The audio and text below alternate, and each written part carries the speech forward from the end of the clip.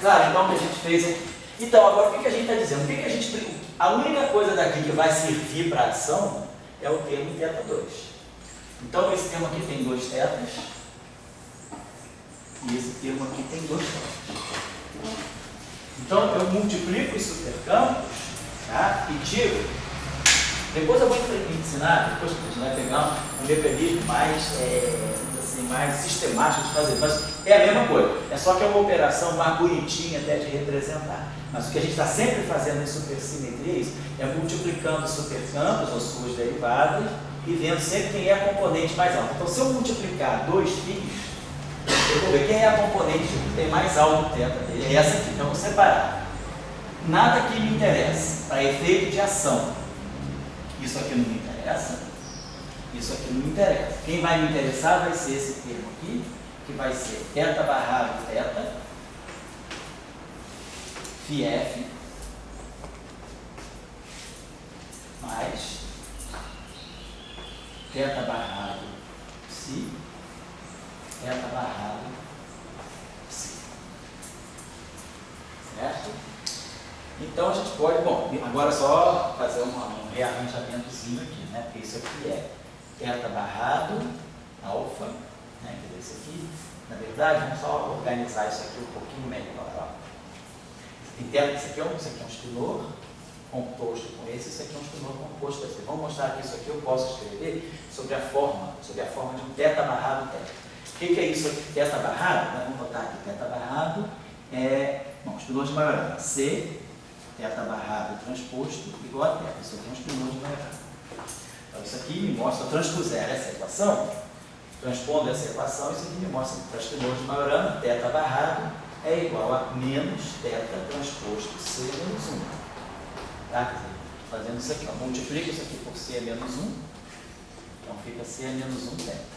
E agora transpõe essa equação, então fica θ barrado transposto é θ barrado. Ao transpor essa equação, fica θ transposto, C menos 1 transposto, mas C menos 1 transposto é menos θ. Então, sempre que eu tiver um espinor de Majorana, a gente vai estar escrevendo isso aqui, θ barrado igual a menos θ transposto C menos 1. O que eu estou fazendo? Só para simplificar essa expressão aqui. Essa expressão então está me dando o seguinte, menos θ transposto C menos 1 θ. E a mesma coisa vai acontecer aqui, então esses dois menos vão se cancelar. Então eu vou ter aqui, ó, θ transposto C menos 1 psi. θ transposto C menos 1 psi. Essas duas expressões são independentes. Isso aqui é um bilinear fermiônico independente desse. Mas agora, quem que é isso aqui? Isso aqui é θ alfa, C menos 1 alfa beta, psi beta. Isso aqui é θ gama, C menos 1 gama delta, psi delta. A matriz de conjugação de carga, agora, a matriz de conjugação de carga, ela é completamente antissimétrica. Então, se eu estou, e ela é bidimensional, porque o alfa e o beta variam de 1 a 2. Então, qual é a matriz antissimétrica 2 por 2 mais geral que eu tenho? É 0, 1, menos 1. Qualquer matriz que seja antissimétrica em 2 dimensões é do tipo 0x menos x, 0. Então, qualquer matriz antissimétrica bidimensional, ela tem essa estrutura. 0 alfa menos alfa 0. Então, ela é sempre proporcional ao 0, 1 menos 1, 0. Mas isso aqui é a matriz F de J, o leptífico. E posso botar alfa beta. Então, o C menos 1, na verdade, se a matriz, se eu tomar aqui o C, que é uma matriz antissimétrica, é 0, 1, menos 1, 0, essa matriz aqui é o leptífico. Então, o inverso dela vai ser 0, menos 1, 0. Então, essa matriz aqui, essa inversão, então, é menos epsilon. Então, a gente pode usar C menos 1, então a gente vai ter isso aqui da seguinte maneira. Atenção aqui, ó, vamos passar esse θ para cá. O θ passa pelo beta, anticomum. Então, eu vou ter θ alfa, θ gama. Mas ele é anticomutou porque passou pelo beta. Os espinores são todos anticomutados. Então, menos θ alfa, θ gama. Psi psi beta, psi delta. Vou colocar assim. Psi beta, psi delta. Aqui eu não troquei de ordem. E aí eu tenho C menos 1 alfa beta, que é menos epsilon alfa beta. E C menos 1 gama delta, que é menos epsilon gama delta. Então essa expressão aqui, eu sei como conduzir esse epsilon por esse epsilon, vai ficar delta de alfa gama, delta de beta delta, menos delta de alfa delta, delta de beta delta. Expressão que contrai os Levitini. Então, isso aqui vai me dar um delta de alfa gama, delta de beta delta. Então isso aqui está me dando menos teta. Então quando esse termo aqui bater aqui, isso aqui é simétrico em alfa gama. Mas isso aqui, como é anticomuta, é assimétrico em alfa gama. Né? Então, vou fazer o seguinte, deixa eu apagar isso aqui um instantinho só. Deixa eu apagar isso aqui. Acho que não vai ser nem melhor, pode ser mais simples ainda a gente fazer isso. Eu quero transformar, na verdade, essa expressão é teta barrado psi, teta barrado psi. Então, o que a gente vê é que o C menos 1, ele tem que conectar, só vamos tentar transformar isso aqui da seguinte maneira. Eu gostaria de conectar o beta com o delta. Isso, né?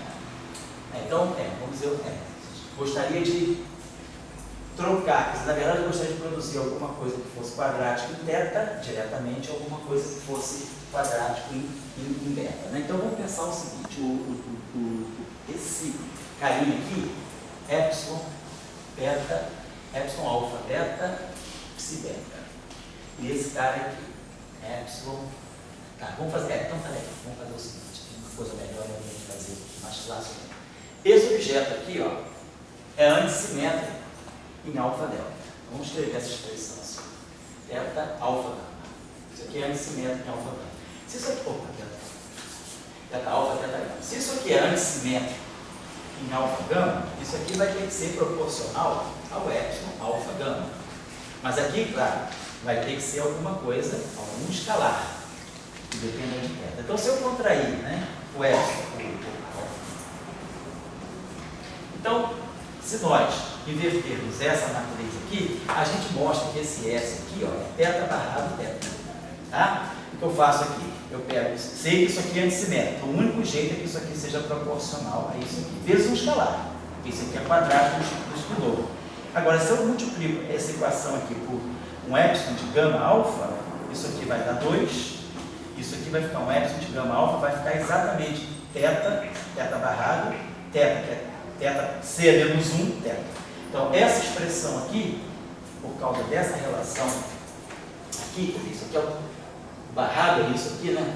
Por causa dessa relação, o barrado é o teta C menos 1. E quando eu escrevo que isso é igual a isso, eu tiro daqui que esse S é um meio de teta barrado teta. Então, essa relação está me dando o seguinte, isso aqui é um meio de epsilon alfa gama teta barrado teta. Então, nós estamos tirando daqui. Quando eu jogo, então, essa expressão aqui, eu estou produzindo esse epsilon de alfa gama. Então, eu tenho aqui, ó, epsilon de alfa beta, epsilon de alfa gama, epsilon de gama delta. Então, isso aqui, ó, isso aqui é a matriz C menos 1 ao quadrado, está dando aqui um epsilon de alfa delta. Isso aqui é a matriz, isso aqui dá identidade, isso aqui vai ficar a matriz identidade vezes epsilon, que é o próprio epsilon. Então, usando essa relação aqui, que é importante para nós, essa relação aqui é muito importante para nós, ela é uma relação fácil de entender, porque isso aqui é antissimétrico em alfa gama. Então, a única coisa que pode ser antissimétrica em alfa gama no espaço dos espinóis é o epsilon, vezes um escalar. E aí, quando eu multiplico essa equação, ambos os lados, por um epsilon de gama alfa, eu tiro. Isso aqui me dá um fator 2, e isso aqui me dá um teta barrado teta. Então eu tiro quem é o S. Então S é isso. Então, devido a essa propriedade, né, de antissimetria, esse objeto aqui no espaço espinorial, esse objeto aqui nada mais é do que essa contração teta barrado teta. Então eu coloco esse epsilon aqui. Então aqui vai ficar no meio. São esses truques que eu estou colocando para vocês, a primeira vez aprende, depois vocês vão ver que esse truque se repete em várias situações diferentes. Então aqui ficou menos epsilon alfa gama, Teta barrado teta. Formei um bilinear fermiônico só com teta aqui. Então, o que eu queria, eu quero juntar teta barrado com teta. Agora, isso aqui dá um produto de 3 matrizes. Ó. Epsilon de alfa gama. Epsilon de gama delta. Epsilon de alfa beta. Epsilon de alfa gama vezes epsilon de gama delta é a matriz epsilon ao quadrado. Matriz epsilon é essa aqui. Essa matriz ao quadrado dá menos 1. O quadrado dela é menos 1. Então, esse menos aqui vai cancelar esse menos. E vai ficar o quadrado menos delta de alfa gama. E aí, cada menos delta de alfa gama. Então, isso aqui fica um gama beta. Então, fica epsilon gama. É gama beta ou gama delta? Só para voltar aqui, eu tinha epsilon de alfa gama. Epsilon de alfa gama. Epsilon de alfa beta. Epsilon de gama delta. Então, isso aqui me dá o quadrado da matriz epsilon. Isso aqui me dá, o quadrado da matriz epsilon é menos a identidade. Então, isso aqui me dá menos delta de alfa delta. E aqui epsilon de alfa delta. E aí, isso aqui me dá esse alfa aqui vira delta. Então, tem um sinal menos que se cancela e fica um epsilon de alfa delta. Então, aqui vai ficar psi beta. Alfa, gama, beta, beta, beta, delta. Está tudo certinho, né? Então, só estou perdendo um alfa aqui. Isso aqui é alfa, gama. Perdão, é alfa, gama, certo? Epsilon, alfa, beta, beleza? Epsilon, gama, beta. Então, isso aqui tá.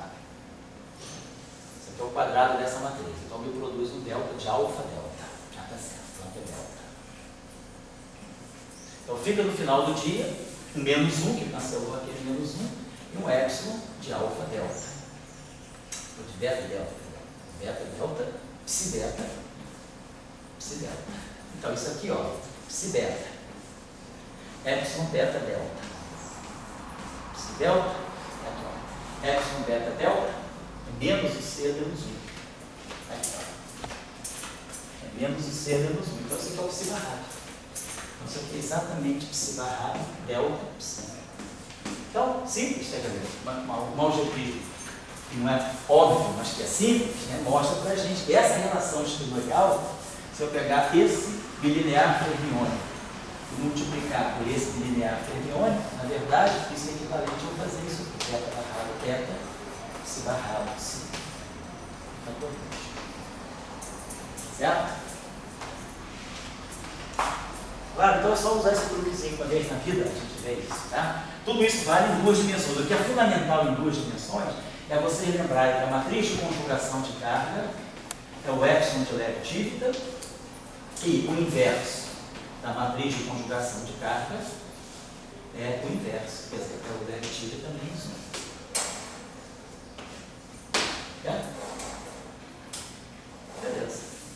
Com isso aí, e lembrar dessa relação também, sempre que aparecer um espinor de Majorana por outro espinor de Majorana, como os dois são da mesma família e anticomutam, isso aqui é um meio de epsilon de alfa beta, psi barrado, psi. Beleza. Então a gente viu o seguinte, se eu multiplicar esses dois supercampos, significa que esse termo aqui é um bom candidato, é uma possível ação supercampo, é um possível termo, vamos botar assim. É um termo chamado, esse termo é S1, ele seria integral, né, no espaço-tempo, de 2x, de aqui, como isso aqui a gente tem que definir assim, né, a componente mais alta é um meio, que eu boto 2, para poder manter um meio de θ barrado θ, então eu teria 2πf mais psi barrado psi, aí do ponto de vista, segundo a observação do Léo, perturbativamente falando, então isso aqui é supersimétrico. Então é invariante supersimétrico. Certo? Por exemplo, no acabando, tá? Por exemplo, esse aqui vai acabar massa para só agora, se vocês quiserem pegar um outro exemplo, pegar por exemplo, fazer isso. Tipo, vamos pegar por uma derivada covariante de alfa. Isso aqui é um espinor de Majorana, uma derivada covariante de alfa atuando em φ. Então vamos rapidinho colocar isso aqui. Isso aqui é D de teta alfa mais I C a menos 1 gama mi eta alfa perron de mi. Atuando em quê? Atuando em φ. Que é φ mais teta barrado psi mais 1 meio teta barrado teta f. Vamos ver o que essa expressão dá para nós. Quem é esse supertâmbio? Vamos lá. D alfa φ. Então, essa derivada bate aqui dá zero, porque φ não depende de teta alfa. Agora aqui eu tenho teta barrado psi. Então isso aqui é D de teta alfa. De quê? De teta barrado psi. Quem é teta barrado psi? Teta barrado psi é teta transposto C menos 1 psi. Isso não menos, né? Teta barrado é menos teta transposto C menos 1. Então isso aqui é, posso botar aqui um teta beta, C menos 1 beta gama psi gama. Só que C menos 1 é o menos epsilon. Então vai ficar mais, vai ficar aqui um epsilon beta gama. Agora, a derivada de teta alfa em relação a teta beta em relação a teta alfa é o delta de alfa beta. Então isso aqui vai dar um delta de alfa beta, então isso aqui dá psi gama epsilon gama delta. Isso aqui vai me dar psi gama epsilon alfa. Tá certo. Deixando assim. Ó, se a gente quiser, já pode substituir também. Opa, esse epsilon aqui pelo C menos 1, né? Sabe qual é a relação entre o epsilon e o C menos 1? Faz aí cálculo para a gente escrever isso desse modo aqui. Então tá aqui, então esse primeiro termo aqui. Agora quando eu derivar isso aqui em relação a esse cara aqui, quem é teta barrado teta? Então eu vou estar derivando em relação a teta alfa, teta barrado teta, que é o que? Teta transposto, C menos 1, teta, no sinal menos. Então isso aqui é menos de alfa. Quem é teta? Isso aqui vai ficar teta beta, C menos 1 beta gama, menos F beta gama, teta gama. Então vamos fazer a derivada fermiônica. Derivada disso aqui em relação a delta de alfa beta. Vai ficar epsilon de alfa gama, beta gama. Aí essa derivada passa por aqui anticomuta, porque são variáveis anticomutantes. Vai ficar menos teta beta. Delta, e aqui vai produzir um delta de alfa gama. Então epsilon, beta, gama vira alfa. Então aqui é a mesma coisa. Esse cara aqui é dissimétrico, então isso aqui vai ficar alfa beta. Isso aqui é esse número passa por essa matriz, então isso fica duas vezes epsilon, alfa, gama, beta, gama. Então esse terminho aqui deu duas vezes, que vai cancelar esse meio, então vai produzir aqui um epsilon, alfa, gama, beta. Então nós fizemos esse com esse deu zero, esse com esse. Agora é fazer isso aqui com isso aqui. Isso aqui está me dando mais I C menos 1 gama mi beta alfa dv φ.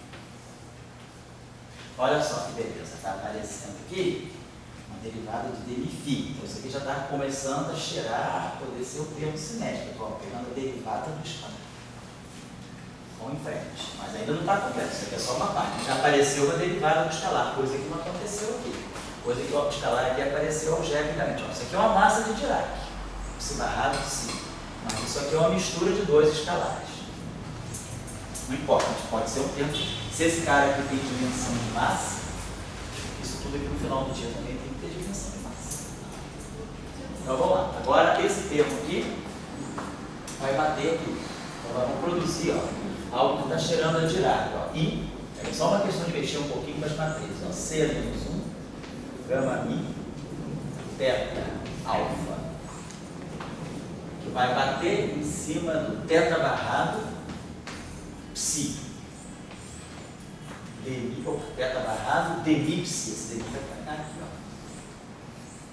Ó. Ó, então olha que beleza. Ó. Gama mi e gama mi de mi, psi. Está também legalzinho, um cheirinho de Dirac. Aqui é só uma questão de uma químicazinha, né? Entre θ e θ barrado. Eu sei que é θ barrado em função de θ, vai entrar um epsilon aqui, que vai entrar com esse epsilon aqui. Esses epsilons aqui, de repente, vão se cancelar, e isso aqui vai me produzir um termo que é θ barrado ao quadrado, né? Alguma coisa desse tipo. Então, esse termo aqui eu vou deixar a cosmética com vocês, tá? Trabalhar a cosmética desse termo aqui. E, no fundo, vocês vão mostrar que esse termo aqui, ele deve dar, mexendo com esses algebrismos baratos que a gente fez aí, esse termo aqui deve dar alguma coisa do tipo θ barrado θ, esses dois espinores que devem se polar para formar esse linear, θ barrado θ, e deve sobrar alguma coisa do tipo π, gama mi, d mi, psi. Então, quer dizer, o termo cinético de Klein-Bordel já está acompanhando o termo cinético de Dirac. Então, esse candidato, esse d alfa psi, talvez seja um sério candidato para a gente formar um termo de propagação dos campos vivos. Então está feito isso aqui. Esse termo aqui atua. Esse termo aqui vai bater aqui é zero. Porque tem uma, um θ e dois θ. Então esse termo é zero. Aí agora, esse termo aqui pode bater aqui. Eu não fiz ainda, né? Já fiz. Então eu já fiz tudo, né? Eu fiz esse termo batendo nos todos, então já fizemos tudo. Esse termo veio aqui, está aqui. Esse termo veio aqui, está aqui. Esse termo está aqui, dá zero. Então isso é o d alfa φ. Então, vocês vão ver agora o seguinte. Deixa eu apagar isso aqui.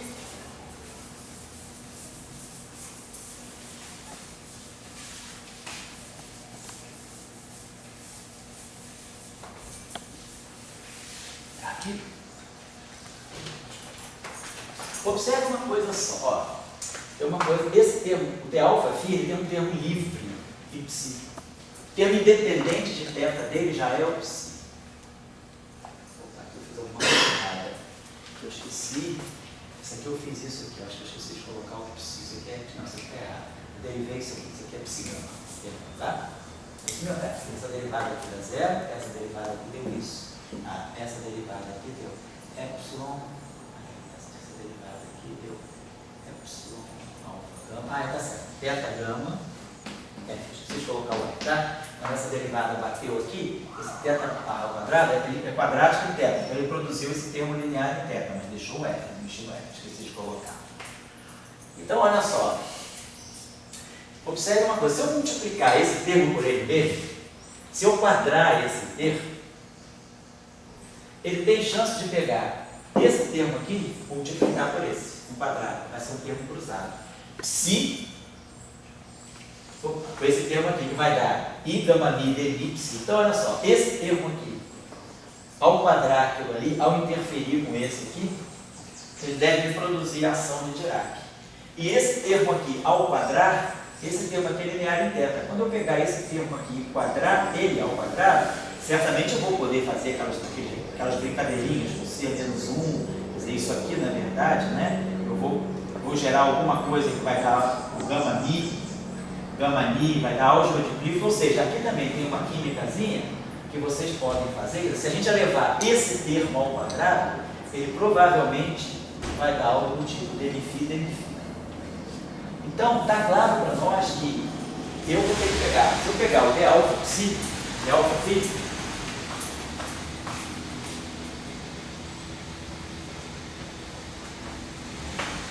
quadrar de uma certa maneira, eu vou produzir uma ação que deve ter o termo de θ quadrado. Quando eu pegar esse supercampo e quadrar ele, eu vou produzir um supercampo novo, cuja parte quadrática em θ tem os termos cinéticos que eu estou procurando. Então, a sugestão, claro, eu não posso pegar d alfa φ e levar ao quadrado, porque isso dá zero. Por quê? Porque d alfa φ, isso aqui é como se fosse um espinor de Majorana. Isso aqui é um espinor de Majorana. Isso aqui é real. Isso aqui é um ferro de Majorana. Isso aqui é uma variável fermiônica de Majorana, então isso aqui é Majorana. Como isso aqui é ao quadrado, né? Se eu levar esse cara ao quadrado, eu vou pegar lambda alfa vezes lambda alfa. Então isso aqui é zero. Mas eu sei que eu posso construir uma coisa que não é zero. O que eu posso pegar? Eu posso pegar, no fundo aí, é como se eu fizesse isso aqui, ó. D barrado φ, que é o barrado, ó, psi barrado, psi d φ. O que é isso aqui para nós? Vamos lá. Lembrando, quem é barrado? É transposto C menos 1. Então, se eu pegar essa expressão barrada, no fundo eu estou fazendo isso aqui. Isso aqui é d φ φ transposto C a menos 1 dφ. Qual é o cálculo que eu estou fazendo então? Então isso aqui é d φ. Então isso aqui é como se fosse. Isso aqui é transposto no espaço extraordinário. Então isso aqui é como se fosse um d beta φ C a menos 1. Vou botar aí. C a menos 1 beta alfa d alfa φ. Então na verdade o que vocês vão computar quando vocês fazerem esse exercício. Não é, na verdade, elevar d alfa ao quadrado. Eu já percebi que o produto de alguma coisa de d alfa com d alfa, ele vai gerar Dirac e vai gerar Clairaut. Então o exercício que vocês têm que fazer é esse aqui. É fazer essa contração espinorial. Porque no fundo é isso que vocês estão fazendo.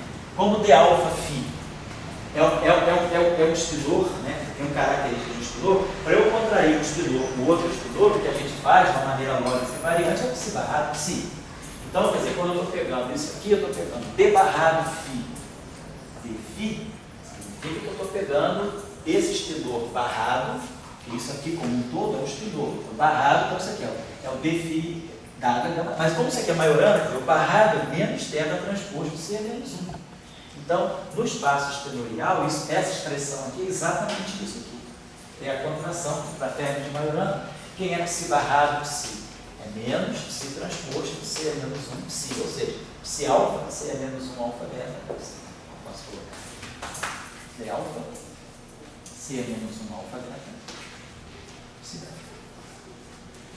Então, fazendo essa expressão, o que vocês devem observar é que essa expressão ela vai ter termos independentes em θ, sem θ, termo linear em θ, que não importa para nós, mas o que importa para nós é o termo quadrático θ. Ela deve ter um termo que vai ser do tipo 1 meio de θ barrado θ, psi barrado i gama bi dμ psi, mais 1 meio de dμ φ. Deve ser isso que vai sair para nós. Tem mais ainda. Esse F aqui, quando eu quadrar ele, eu vou produzir θ com θ. Então vai dar um termo θ2 também. Então deve aparecer o termo aqui, que pode ser que dê no meio de F2. E aqui, como isso aqui é maiorando, deve dar um fator isso aqui de 2 também. Ou então deve dar um meio global. Então deve ser, vamos deixar esse meio aqui. Deve ser alguma coisa assim. Então o que vocês vão achar fazendo esse produto aqui? Vamos achar um novo supercampo. Isso aqui é um supercampo. Tem um termo sem θ, o termo linear em θ e o termo quadrático em θ. Mas para efeito de ação, o que interessa para nós? O termo quadrático em θ. E o termo quadrático em θ desse supercampo é exatamente a ação, o termo cinético de Klein-Born, o termo cinético de Majorana e o termo F2, que vai aparecer como um campo auxiliar. Esse campo aqui não tem dinâmica, ele está aparecendo só quadrático. E esse termo aqui tem dimensão de massa. Eu estou em duas dimensões. O espinor em duas dimensões tem dimensão meio. Então, meio com meio, 1. Então, esse cara aqui tem que ter um parâmetro de massa para dar o 2 aqui. Esse cara aqui é adimensional. Os campos escalares em duas dimensões são adimensionais. Esse campo aqui tem dimensão de massa. Nós temos visto isso aqui. Ó. Φ é φ, mais θ barrado psi, mais θ2F. Então, em duas dimensões, um campo escalar é adimensional. Então, isso aqui é adimensional, isso aqui é adimensional. O θ tem dimensão de massa menos meio, então psi tem dimensão de massa meio. Massa meio, massa. Então está faltando aqui um parâmetro de massa. θ2 tem dimensão de massa menos 1, então F tem dimensão de massa. Massa, sem massa. Esse campo tem dimensão de massa, esse campo tem dimensão de massa, então está faltando aqui um meio. Então se eu pegar esse termo, seria isso, né? O meio de M Φ2, eu estou produzindo termo que potencialmente está me dando massa. E se eu produzir esse termo aqui, eu estou produzindo alguma coisa, quer dizer, se eu pegar aqui a componente em θ barrado θ, a componente mais alta, eu ganho o termo cinético. E se eu pegar aqui desse supercampo a componente θ barrado θ, a gente ganha o termo de massa. Então é isso que eu queria falar nessa aula de 2 horas. Eu precisaria de mais 2 horas para completar a aula hoje, mas vou marcar, vou ver se eu marco no feriado da quarta-feira, para a gente fazer mais 2 horas de SUSE para completar. Então essa aula aqui que eu estou chamando de 6 vai virar aula 6.1, que aí nessa aula seguinte, eu tento completar a eletrodinâmica, eu tento completar. Vocês já entenderam como é que se cria Lagrangiano e ação. Então, na próxima aula eu vou construir melhor, né? Vamos fechar a ação da matéria e vamos fazer a ação para a parte cinética. Ver como é que sai o campo de gauge aí, tá? Para poder formar QED em 2 dimensões. Com isso aí já dá um bom exemplo, a gente vai para 4 dimensões e depois a gente faz um pouco sobre a. Então, eu vou colocar essa aula como sendo a aula 6.1 e aí, provavelmente no feriado de quarta-feira, eu marco a aula 6.3.